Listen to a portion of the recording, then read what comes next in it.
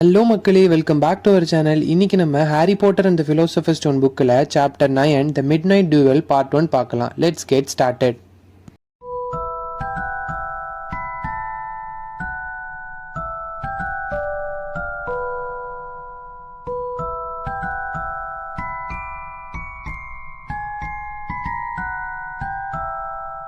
டட்லியை விட ஹாரி வெறுக்கிற இன்னொருத்தவனை அவன் வாழ்க்கையில் பார்ப்பான்னு அவன் நினச்சி கூட பார்க்கல.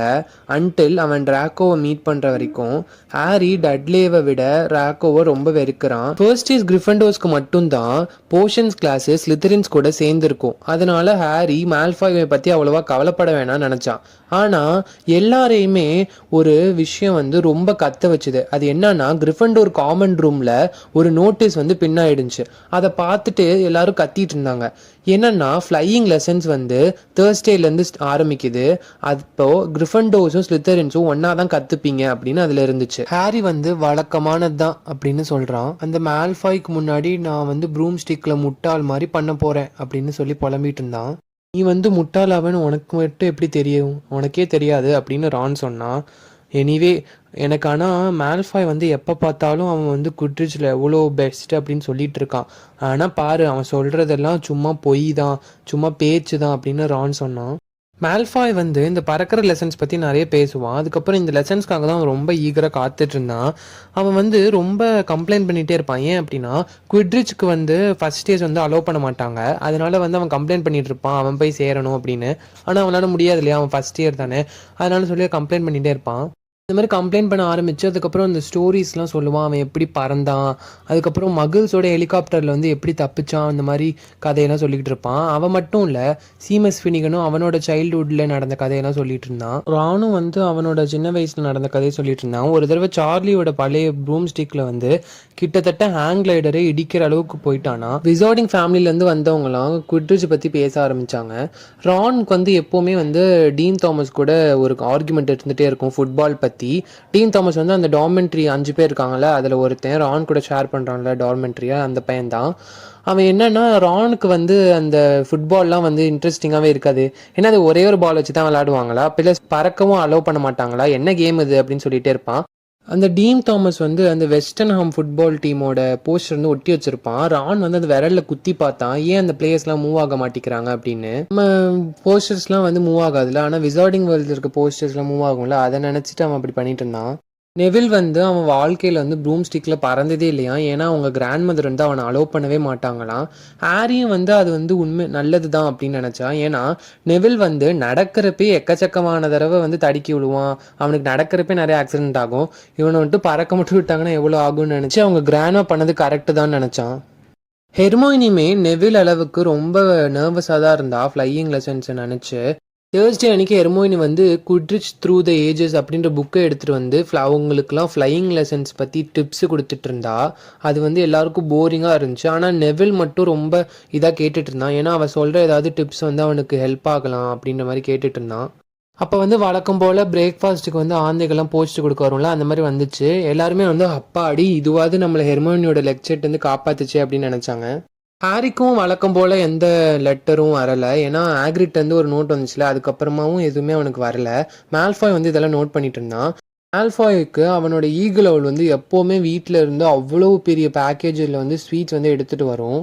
அப்புறமா ஒரு பானோல் நெவில்க்கு ஒரு சின்ன பேக்கேஜ் அவங்க கிராண்ட்மாட்டிருந்து எடுத்துகிட்டு வந்துச்சு. அவன் அதை எக்ஸைட்டடாக திறந்து காமிச்சான். அதில் ஒரு கிளாஸ் பால் இருந்துச்சு. அதில் ஒயிட் ஸ்மோக் இருந்துச்சு. இது ரிமெம்பரல் அப்படின்னு அவன் எக்ஸ்பிளைன் பண்ணிட்டு இருந்தான். எங்கள் பாட்டிக்கு தெரியும் நான் எப்போவுமே ஏதாவது மறந்துட்டே இருப்பேன்னு. இது உங்களுக்கு சொல்லும், நீங்கள் ஏதாவது இம்பார்ட்டண்ட்டான விஷயத்த மறந்துட்டீங்க அப்படின்னா நீங்கள் இதை இப்படி டைட்டாக பிடிச்சிங்க அப்படின்னா இது ரெட் கலரில் மாறிடும். அப்போ நீங்கள் ஏதோ ஒன்று மறந்துட்டீங்கன்னு அர்த்தம்னு அவன் சொல்லிட்டு இருந்தான். அவன் சொல்லிட்டு இருக்கும் போதே அவனோட ஃபேஸ் ஒரு மாதிரி ஆச்சு. ஏன்னா அந்த ரிமெம்பரல் ரெட் கலரில் மாறிடுச்சு. அப்புறம் எல்லாரும் ஏய் நீ எதையோ மறந்துட்ட அப்படின்னு சொன்னாங்க. நெவில் அவன் என்னத்த மறந்தான் அப்படின்னு யோசிச்சுட்டு இருந்தான். அப்போ டிராக்கோ அவனுக்கு பின்னாடி அந்த ரெமெம்பரை பிடுங்கிக்கிட்டான்.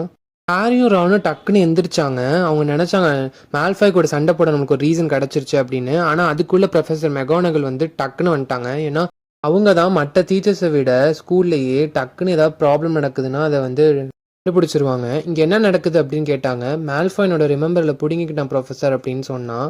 மால்ஃபாய் உடனே அந்த ரிமெம்பரில் டேபிளில் வச்சுட்டு சும்மா பார்த்துட்டு இருந்தேன்னு சொல்லிட்டு அவன் ஃப்ரெண்ட்ஸு கேபையும் கோயிலையும் கூட்டிகிட்டு போயிட்டான். மதியானம் 3:30க்கு ஹாரி, ரான் அப்புறம் மற்ற கிரிஃபண்டோர்ஸ் எல்லாம் வேக வேகமாக கிரவுண்டுக்கு போயிட்டு இருந்தாங்க அவங்களோட ஃபஸ்ட்டு ஃப்ளையிங் கிளாஸ்க்கு. அந்த வானம் வந்து கிளியராக இருந்துச்சு, நல்ல ப்ரீஸியாக இருந்துச்சு அந்த டேவே. எல்லாரும் வாக் பண்ணி போயிட்டு இருந்தாங்க. அங்கே வந்து ஸ்லிதரின்ஸ் வந்து ஏற்கனவே அங்கே இருந்தாங்க. அங்கே வந்து 20 ப்ரூம் ஸ்டிக்ஸ் வந்து அங்கே லைனாக இருந்துச்சு. எல்லாரும் அது பக்கத்தில் போய் நின்றுட்டாங்க.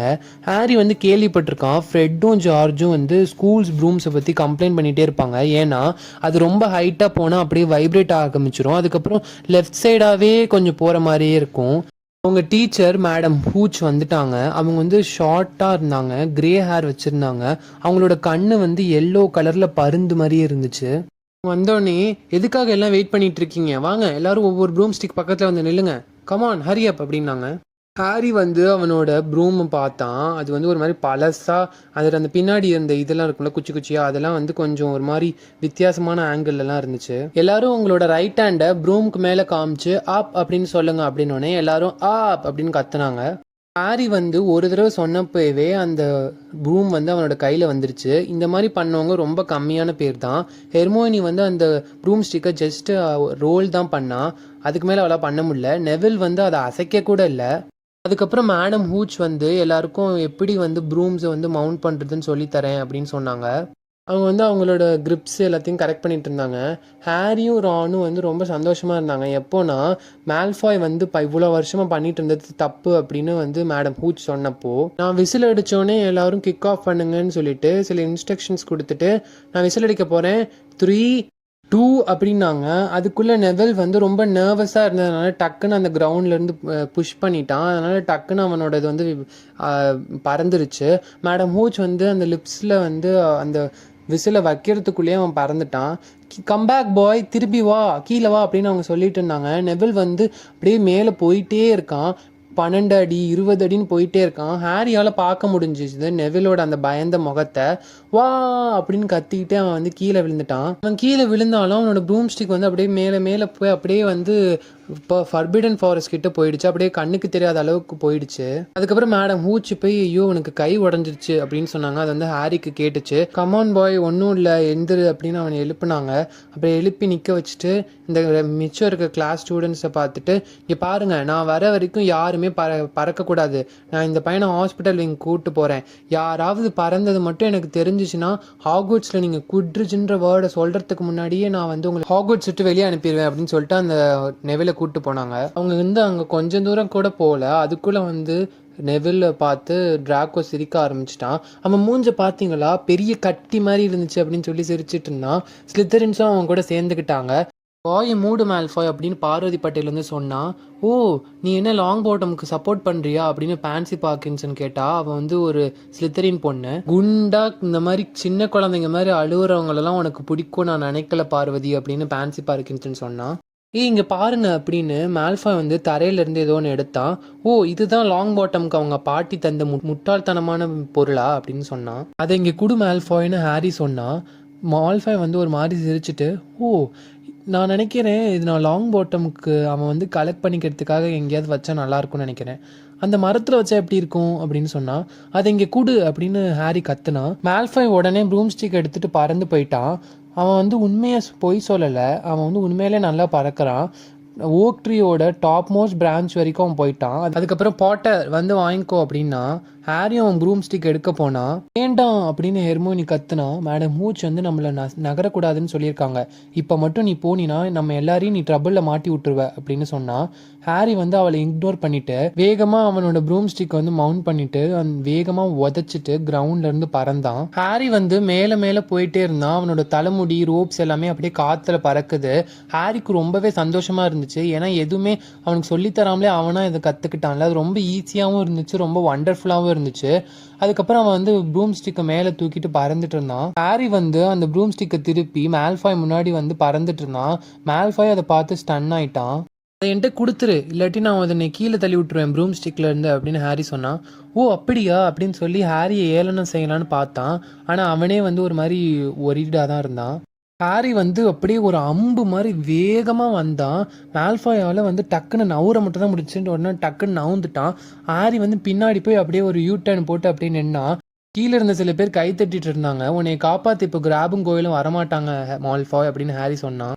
அதுதான் மால்ஃபாய்க்கு தோணுச்சு. உடனே முடிஞ்சா பிடிச்சிக்கோ அப்படின்னு கத்திட்டு அவன் அந்த பாலை வந்து தூக்கி போட்டுட்டான். அதுக்கப்புறம் ஹாரி வந்து வேகமாக போனான். அந்த பால் வந்து அப்படியே விழற மாதிரி போச்சு. வேகமாக அவன் அந்த ப்ரூம் ஸ்டிக்கில் போய் அதை பிடிச்சிட்டு அப்படியே பத்திரமா அவன் கீழே வந்து இறங்கினான். இறங்கினோடனே ஹாரி பாட்டர் அப்படின்னு ஒரு வாய்ஸ் அவனுக்கு கேட்டுச்சு. இப்போ டைவ் பண்ணி வந்ததை விட அவனோட ஹார்ட் வந்து ரொம்ப ஃபாஸ்ட்டாக துடிச்சுது. ப்ரொஃபஸர் மெகானகல் அங்கே வந்து ஓடி வந்துட்டு இருந்தாங்க. இது வரைக்கும் ஹாக்வர்ட்ஸில் யாருமே இப்படி பண்ணதில்லை அப்படின்னு சொன்னாங்க. அவங்க ரொம்ப ஒரு மாதிரி இருந்தாங்க. உனக்கு எவ்வளோ தைரியம், இந்நேரம் உன்னோட கழுத்தை உடச்சிருப்ப அப்படின்னு மெகானகல் சொன்னாங்க. அப்போ வந்து இது அவன் தப்பு இல்லை ப்ரொஃபஸர் அப்படின்னு பார்வதி பட்டேல் சொன்னா. அமைதியாரு மிஸ் பட்டேல் அப்படின்னு சொன்னாங்க மெகானகல். ஆனால் மால்ஃபாய் தான் அப்படின்னு ரான் சொல்ல வந்தான். அது போதும் மிஸ்டர் வீஸ்லி அப்படின்னாங்க மெகானகல். பாட்டர் என்னை ஃபாலோ பண்ணு இப்போவே அப்படின்னு சொன்னாங்க. ஹாரி வந்து கடைசியாக வந்து மால்ஃபாய் கிராப் கோயலோட அந்த சந்தோஷமான முகத்தை பார்த்துட்டு அப்படியே ப்ரொஃபஸர் மெகானகல் பின்னாடி போயிட்டு இருந்தான். அவன் வந்து 2 வாரம் தான் இங்கே இருந்தான். ஆனால் இப்போ 10 நிமிஷத்தில் அவன் எல்லாத்தையும் பேக் பண்ண வேண்டியதாக இருக்குது. ஒருவேளை டஸ்ட்லேஸோட வாசப்படிட்டு போய் இப்போ நின்னா டஸ்ட்லேஸ் என்ன நினைப்பாங்க அப்படின்னு யோசிச்சுக்கிட்டே மெகானகலை ஃபாலோ பண்ணி போயிட்டு இருந்தான் ஹாரி. ஹாரிக்கு என்ன ஆச்சு, மெகானகல் அவன் என்ன பண்ணாங்க அப்படின்றதெல்லாம் நம்ம நெக்ஸ்ட் பார்ட்டில் பார்க்கலாம். Until then stay tune.